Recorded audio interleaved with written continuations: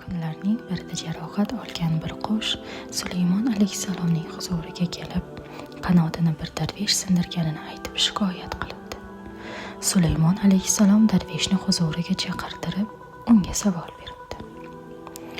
Bu qush sendan nolayapti. Nega uni qanotini sindirding? Darvesh o'zini oqlamoqchi bo'lib, sultonim, men bu qushni ovlamoqchi edim. Avvaliga qochmadi. Ajablanib yoniga yaqinlashdim. Yana qochmadi. Ana endi qo'limga tushdi deb ustiga o'zimni otdim. Tutdim deganimda qochishga urindi va qanotini sindirib oldi, debdi.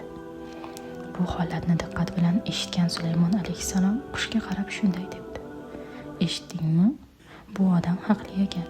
Sen uni ko'rib turib nega qochmading? U seni yashirincha ovlamoqchi bo'lmagan ekan. Sen undan qochib joningni qutqarishing mumkin edi. Endi bo'lsa qo'limni sindirdi deb undan shikoyat qilyapsan. Bu safar qush o'zini oqlamoqchi bo'libdi.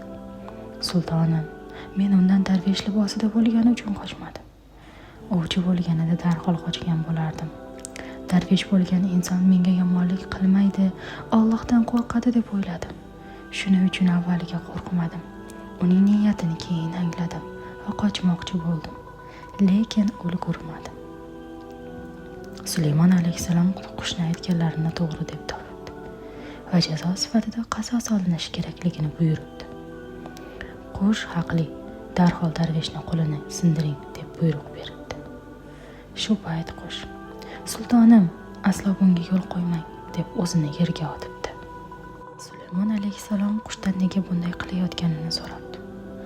Sultonim, deya gap boshlabdi qush. Darveshni qo'lini sindirsangiz, qo'li tuzalgandan keyin yana shunga o'xshash ishlarni qilaverishi mumkin. Eng yaxshisi egnidagi darvesh choponini yechib olishni buyuring.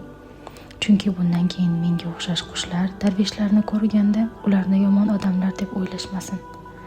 Haq ahli ekan deb zohirlariga qarab aldanib qolishmasin.